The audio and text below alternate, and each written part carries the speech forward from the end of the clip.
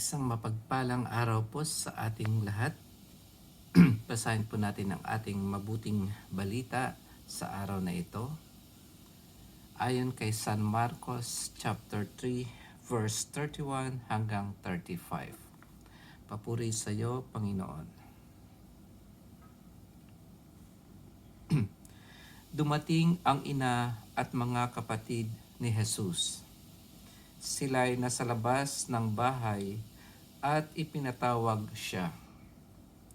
Noon na may maraming taong nakaupo sa palibot ni Jesus at may nagsabi sa kanya, "Nariyan po sa labas ang inyong ina at mga kapatid.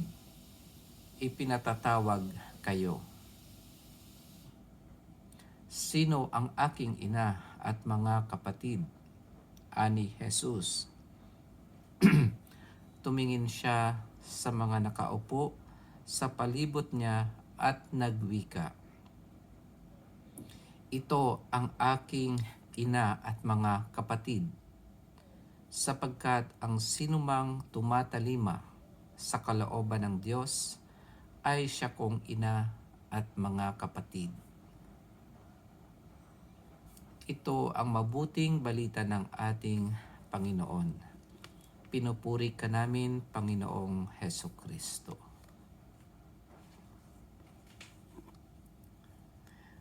Maiksi lang po ang ating mabuting balita sa araw na ito.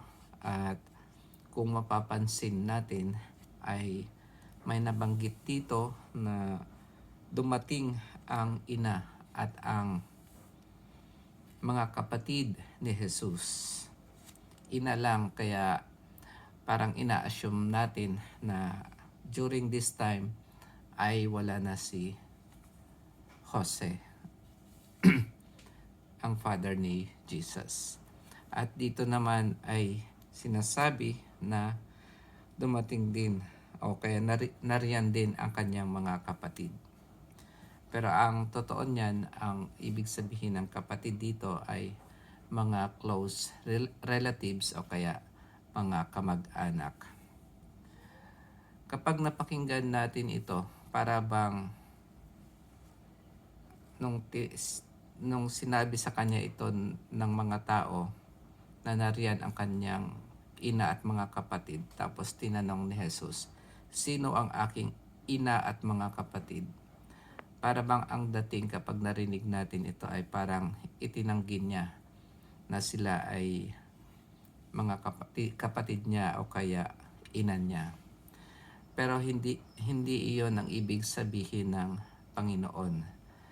Kumbaga, parang sinasabi niya, oo, yan yung ina ko at mga kapatid o kaya kamag-anak.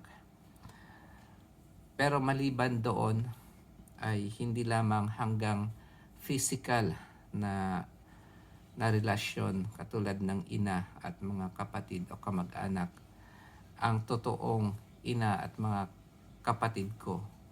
Yun ding mga kapatid at ina ko spiritually.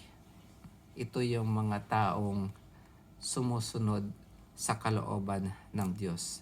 Yung nakakaalam ng kalooban ng Diyos at tumatalima rito o kaya ay sumusunod. Hindi pwedeng alam lang natin yung kalooban niya tapos hindi naman natin ginagawa. Sa una pong pagbasa, dala-dala ni Haring David ng kanyang mga kasamahan ang kaban.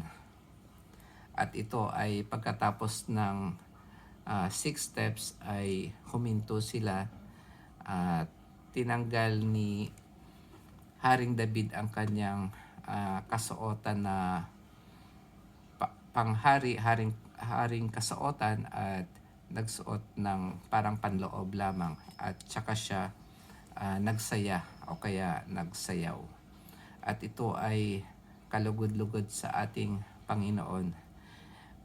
Katulad din ito na ang mga taong sumusunod sa kalooban ng Diyos ay kalugod-lugod sa ating Panginoon.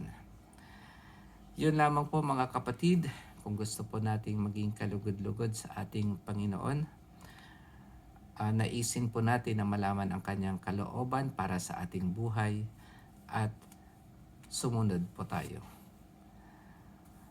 Magkita-kita po tayo bukas uli at pagpalain po lagi tayo ng Panginoon. Amen.